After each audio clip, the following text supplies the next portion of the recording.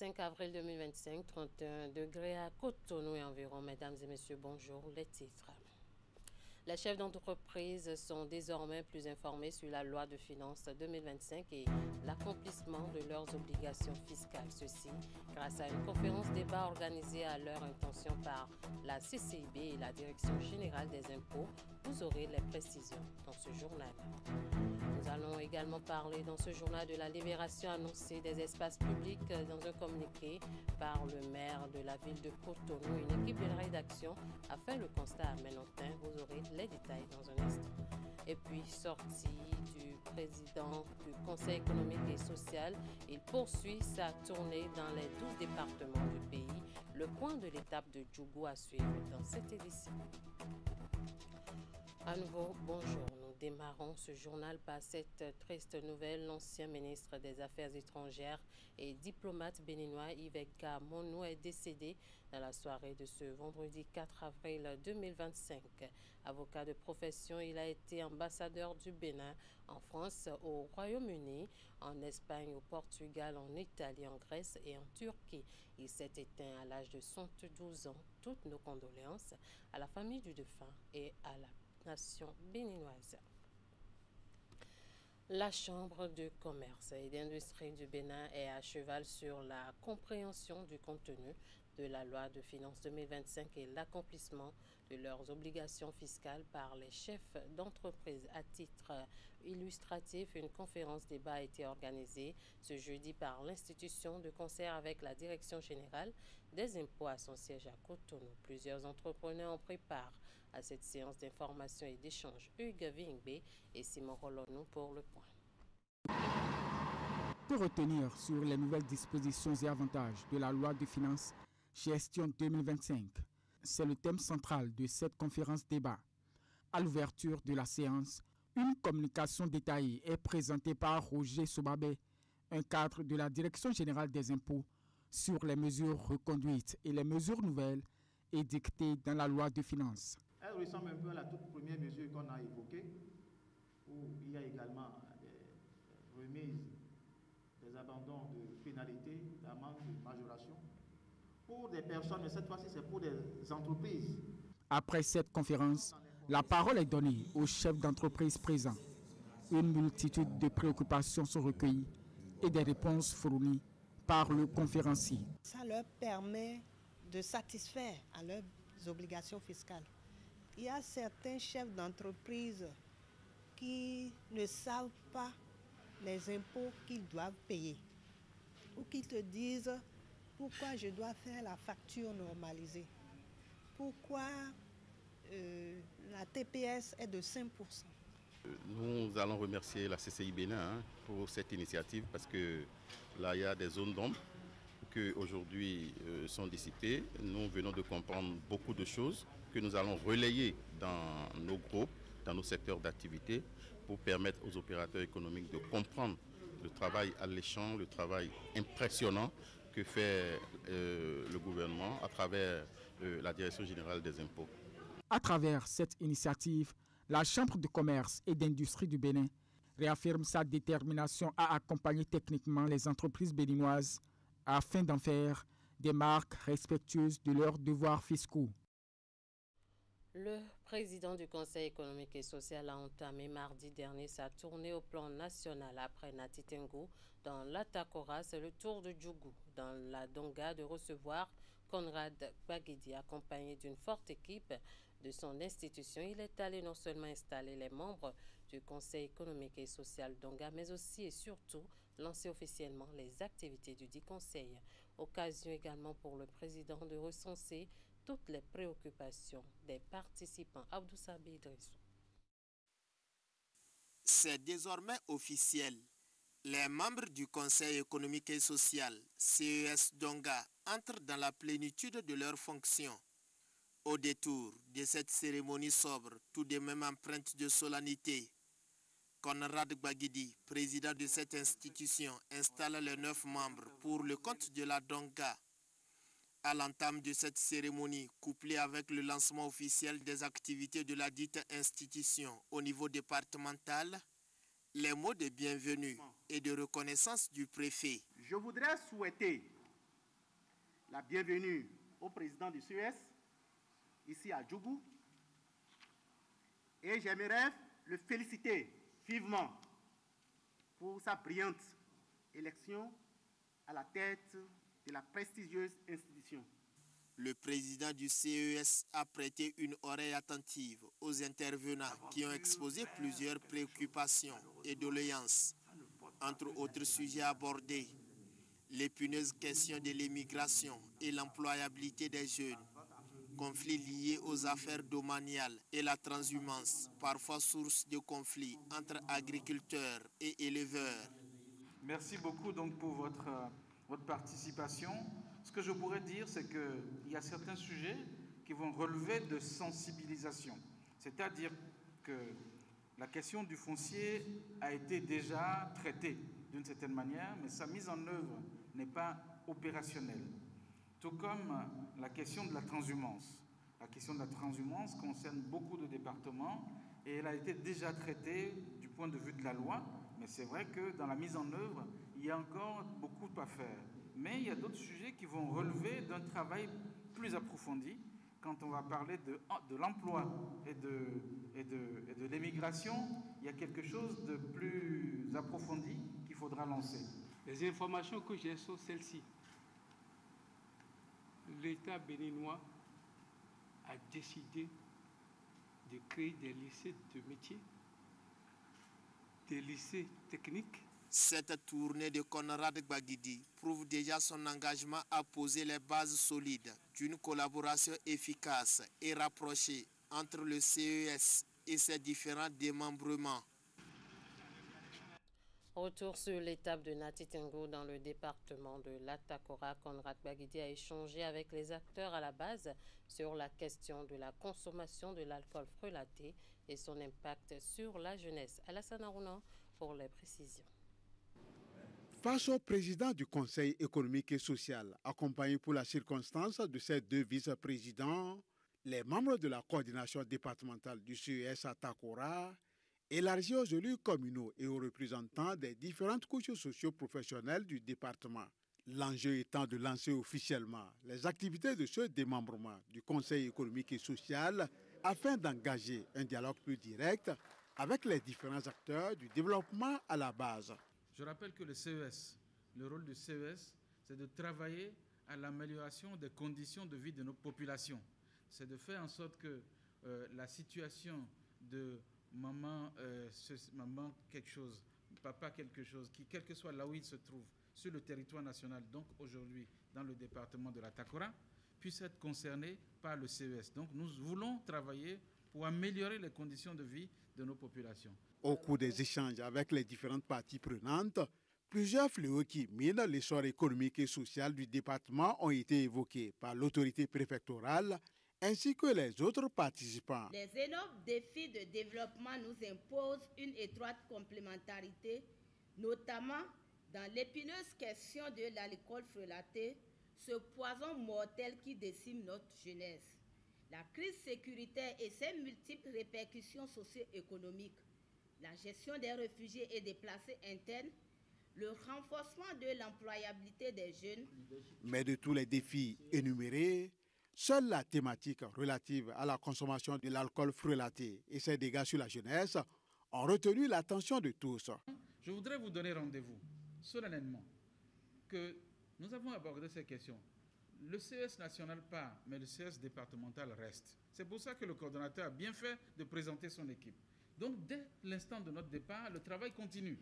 D'accord ? Et nous allons faire en sorte que, très vite, les canevas dans lesquels ce problème sera traité soient abordés avec le coordonnateur et son équipe pour que vous puissiez avoir les retours et que vous puissiez contribuer aux travaux sur le terrain. Les défis pour booster le développement socio-économique de l'Atakora sont ici connus de tous les membres de la coordination départementale du CES à Takora. Il revient donc de les répertorier afin de les soumettre officiellement au président de l'institution qui, à son tour, les transmettra au chef de l'État. Les dirigeants des systèmes financiers décentralisés sont sensibilisés sur les enjeux et implications de la nouvelle loi uniforme portant réglementation de la microfinance. Il s'agit pour les acteurs de l'écosystème de la finance de réfléchir sur les actions préparatoires à la mise en conformité avant la promulgation de cette loi. La loi va permettre bien sûr de répondre au mieux aux enjeux de financement au Bénin. Florence Bossa pour le compte rendu. La nouvelle loi uniforme portant réglementation de la microfinance de l'UEMOA est l'objet des débats entre ces différents acteurs de l'écosystème de la finance au Bénin. Ce cadre juridique permet de mieux répondre aux enjeux de financement des économies de l'Union et de stabilité financière. Il induit entre autres des réformes telles que le renforcement de la gouvernance des institutions de microfinance en place et l'instauration d'un capital minimum. Cet atelier de sensibilisation est essentiel. Il s'agit d'un espace de dialogue, de partage et de collaboration pour examiner ensemble ces différents points ci-après.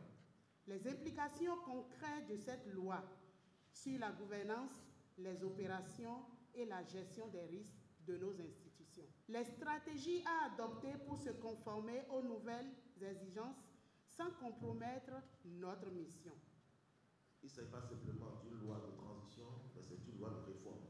L'article 168 de cette nouvelle loi dit, à jour J+1, à partir de la date de promulgation, 12 mois plus 1 jour, tout SFD qui n'est pas en conformité, son agrément est réputé retiré. La loi uniforme a été adoptée le 21 décembre 2023 à Dakar. Certains pays de la sous-région l'ont déjà internalisé. Au Bénin, ce projet est déjà au Parlement pour examen et vote. La rencontre vise les actions préparatoires à la mise en conformité de ce cadre juridique. L'intégration de l'Agence de surveillance des systèmes financiers décentralisés dans le programme BEN 005, Finances inclusives et innovantes, vise pour nous à contribuer en termes d'objectif général à la réduction de la pauvreté des populations au Bénin. Ces différentes interventions ou accompagnements au niveau du Bénin, nous espérons pouvoir contribuer à améliorer l'accès et l'utilisation des produits et services financiers abordables, adaptés aux besoins des populations adultes dans un environnement sécurisé. La présentation de la situation du secteur de la microfinance au 31 décembre 2024 au Bénin, les grandes lignes de la nouvelle loi uniforme au Bénin et état des lieux de la conformité des systèmes financiers décentralisés à la nouvelle loi sont les communications qui ont meublé les travaux. L'honorable Denis Glegbetor de retour sur sa terre natale à Djidja. Nous sommes dans le département du Zou et pour la circonstance, population, amis, parents et autres se sont mobilisés pour lui souhaiter la bienvenue. Les retrouvailles ont aussi été l'occasion d'invoquer le Tout-Puissant et le remercier pour avoir veillé et sauvé son fils d'une longue maladie. Ensemble, ils ont prié et rassuré l'élu parlementaire de leur soutien. Nous sommes avec Imet Hélène Amoussou et Georges Vaudouna. Action de grâce et reconnaissance au Tout-Puissant pour avoir veillé et permis à son fils Denis Glegbetor de revenir sur sa terre natale. Resté longtemps absent du territoire pour cause de maladie, le député est accueilli ici par les populations en liesse. Les retrouvailles ont été l'occasion saisie par chacun pour rendre gloire à Dieu. Je remercie le Seigneur, le Tout-Puissant, de nous avoir fait cette grâce. Parce que c'est une grâce. On ne le pensait plus l'avoir parmi nous. Et le Tout-Puissant a exaucé nos prières. Toutes catégories socio-professionnelles et obédiences religieuses confondues, nombreux sont ceux qui ont honoré de leur présence à ce moment d'invocation. Célestes, musulmans, catholiques et autres, plusieurs groupes se sont succédés pour implorer la divine miséricorde, mais surtout remercier le Seigneur pour ses bienfaits. Tant les rumeurs ont prédit le pire, mais Dieu a fait grâce. Et nous remercions le ciel pour la bénédiction de votre rétablissement. Cher honorable, vous avez toujours été un fervent défenseur des valeurs de solidarité, l'intégrité et le service. Par la grâce de Dieu, Allah le Tout-Puissant, il va encore se rétablir davantage. Il sera tel qu'on le connaissait avec nous par le passé. Pour la suite du combat vers la guérison totale de l'élu parlementaire et la poursuite de la bataille pour le développement de la commune de Djidja, le député et ancien maire de la ville Grenier du département du Zou peut compter sur le soutien de tous, population, parents, amis, compagnons de lutte ainsi que les membres de sa famille politique, n'entendent en aucun cas marchander leur assistance et contribution. Le président de notre parti qui m'a chargé de dire à toute la population de Djidja de rester en bloc derrière l'honorable Grégoire Denis. Nous n'allons pas le perdre de sitôt. Dieu est à l'œuvre. Tout ce qui est détruit sera rétabli. Je remercie l'Éternel, notre Dieu. Je ne suis pas venu à Djidja dans un cercueil. C'est une gloire. Et tous ceux qui ont prié pour moi, que le Seigneur vous accompagne. Toutes les autorités de ce pays, du plus petit jusqu'en haut. Et je sais que si vous êtes à mes côtés, nous allons réussir. Heureux de se revoir malgré les circonstances, organisateurs, invités et autres membres de la foule se réjouissent de la nouvelle du retour de Denis Glegueton. Il a été tête de liste du Parti Bloc républicain dans la 23e circonscription électorale lors des dernières législatives. Les têtes couronnées et autres garants de la culture réunis au sein du creuset de Da-Agassi-Voyon saluent la nouvelle disposition légale qui réorganise et définit le fonctionnement des chefferies traditionnelles au Bénin. La loi, votée récemment, suscite diverses interprétations dans le Zou. Ce creuset salue l'ambition nourrie par la prise d'une telle initiative. Toutefois, les membres révèlent quelques points d'achoppement qu'ils urgent de corriger selon eux en vue de préserver bien nombre d'acquis. Suivez ici le porte-parole du creuset d'Agancé à Gonglo au micro-canal 3 Bénin de Imet Hélène Moussou. Nous avons sollicité et obtenu auprès de Sa Majesté Dada Dewenou Beranzi une audience. On y a noté la présence effective de tous les membres du conseil d'administration des familles royales d'Abomey, les chefs des 16 cantons et régions, des garants de continuité, les chefs de lignée Asiata, ainsi que certains descendants du souverain Glélé. À l'ordre du jour, un seul point était étude de la loi sur la chefferie traditionnelle au Bénin, votée par l'Assemblée nationale. Cette loi a été lue intégralement. Un débat très riche s'en est suivi et qui a accouché de nombreuses réserves, notamment au sujet de certains articles. À propos de l'article 6, par exemple, il est remarqué que le royaume d'Angromé ne comporte aucun chef supérieur, aucun chef traditionnel, alors que nous pensions que nos chefs des ex-cantons, des ex-régions et autres seraient logés à ces paliers, mais tel n'est pas le cas. Sont-ils donc effacés de la carte royale du Dahomey? Si oui, ce ne serait pas juste et pour cause. Ces structures érigées par ces princes constituent, à n'en point douter, des piliers très importants dans l'organigramme du royaume du Dahomey, fût-elle d'après 1894. Les sacrifier sur l'autel de cette loi serait prendre le risque de vider le royaume du Dahomey de toute sa substance culturelle et culturelle. Le deuxième point d'achoppement au niveau de l'article 13 est celui relatif à la succession au trône de Dada Rwibadja. Les crises faites de moult intrigues avec leur corollaire de méchanceté, de division, d'affrontements meurtriers et autres divers drames sont apparemment en train de prendre fin avec la trouvaille de la succession rotative à 3 lignes, à Goliagbo, Beranzi et un des fils du roi Glélé. Sorti de ce schéma déjà établi serait un grand danger pour le Dahomey. À ce propos, la structure technique commise à la tâche de la collecte des données historiques a péché. Vous n'êtes pas venu à Abomey. On se demande qui a été le répondant de ce royaume auprès de cette commission. Au total, à notre sens, il urge que cette loi au lendemain réparatrice soit relue afin de ne plus ruiner la volonté et la détermination de remettre les choses à l'endroit d'un homme de fusion, son Excellence, le président Patrice Atanas Guillaume Talon. Le communiqué du maire de Cotonou invitant les populations qui s'installent sur les trottoirs et les espaces publics à les libérer sous 15 jours n'a pas eu un écho favorable auprès des riverains de l'hôpital de Manotan. C'est le constat fait sur le terrain par Vigile Rodegno et Simon Rolonou, dont voici le point. L'occupation anarchique des trottoirs, terre-pleins centraux et autres espaces publics, ainsi que l'abandon ou le stationnement désordonné des véhicules, ont fait l'objet d'un communiqué de la mairie de Cotonou. Dans le message publié le 4 mars 2025, le maire de Cotonou dénonce une mauvaise pratique à l'origine de graves désagréments mettant à mal la libre circulation des personnes et des biens et portant atteinte à la sauvegarde des ouvrages d'assainissement de la ville. Mais à l'issue du délai de 15 jours accordé aux contrevenants pour s'exécuter et en dépit des opérations de libération des espaces en cours à travers la ville, on note encore dans certaines zones quelques résistances. C'est le cas notamment des riverains de l'hôpital de Ménotin. Nous sommes ici à l'entrée principale du dit hôpital, devenu depuis bien des années le quartier général des vendeurs d'articles de tout genre. Coussins, seaux en plastique, couches pour bébés, boissons, friperies pour ne citer que ceux-là. Juste en face, côté opposé, c'est un marché de fruits, de pain et autres repas qui s'animent sur le trottoir. Un peu plus loin, et nous voici dans le rayon des vendeurs de crédits et forfaits téléphoniques. Ces derniers dictent impunément leurs lois aux piétons qui, arrivés à leur niveau, n'ont plus d'autre choix que de décaler, discutant du coup la chaussée avec les automobilistes et les motocyclistes. Nombre d'entre eux nous ont confié hors caméra que c'est une situation qu'ils vivent depuis toujours et qu'ils sont même surpris qu'elle perdure malgré le communiqué du maire de Cotonou. Ils en appellent alors à la réaction des autorités pour mettre fin à ce bazar qui n'a que trop duré.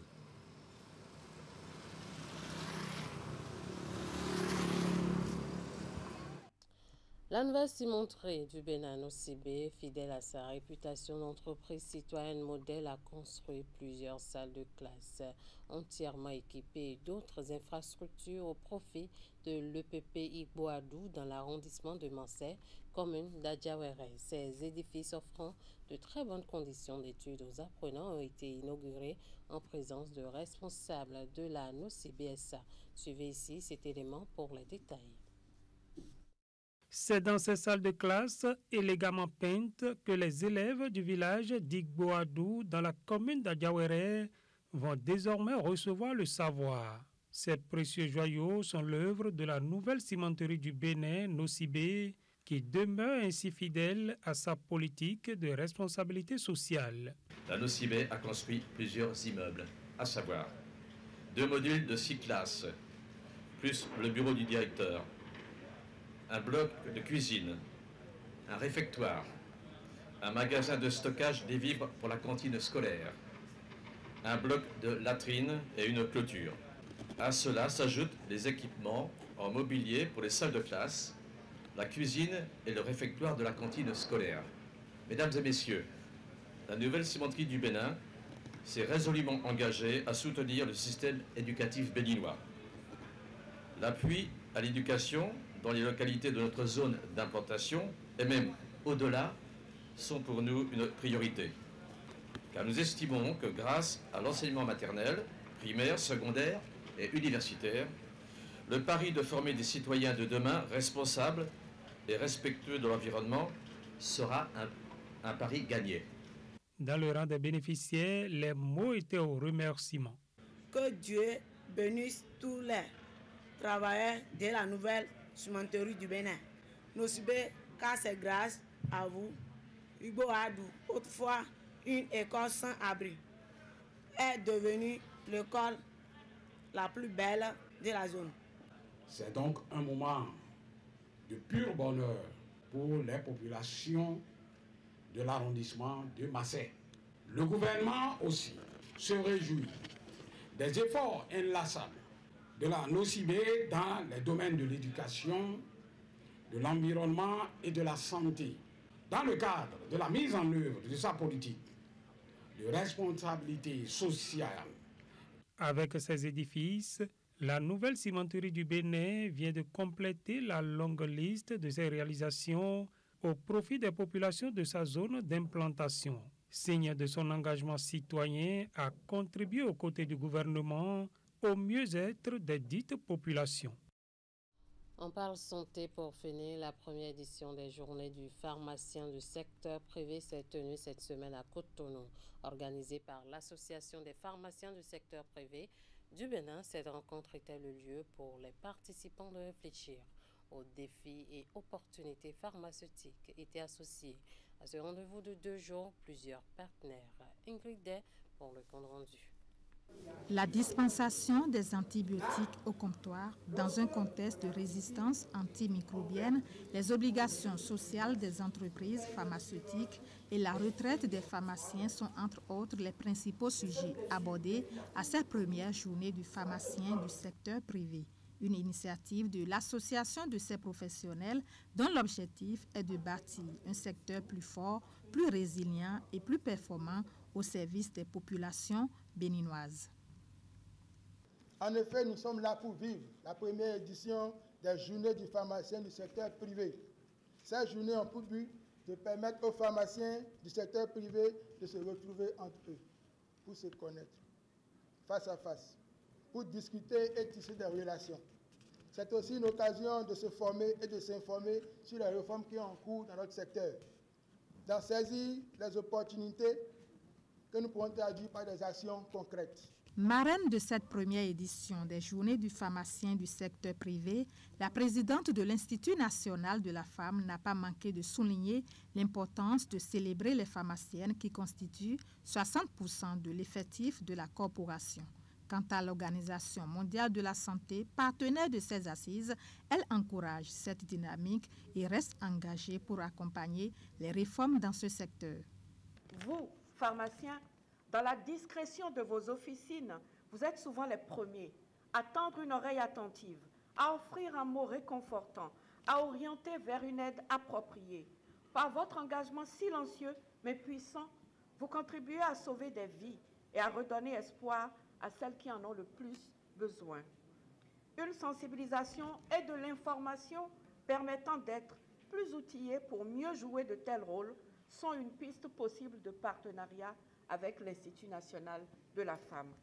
L'OMS réaffirme son engagement aux côtés du Bénin pour appuyer les politiques pharmaceutiques, renforcer la régulation du secteur et promouvoir les solutions innovantes pour garantir un accès équitable aux médicaments essentiels. En marge de cette célébration ayant pour thème secteur privé pharmaceutique, réformes, défis et opportunités, les pharmaciennes ont été gratifiées par les organisateurs. Merci de nous avoir suivis. Merci à toute l'équipe de rédaction, de réalisation et de diffusion. Passez un très bon week-end en compagnie des programmes de Canal 3 Bénin.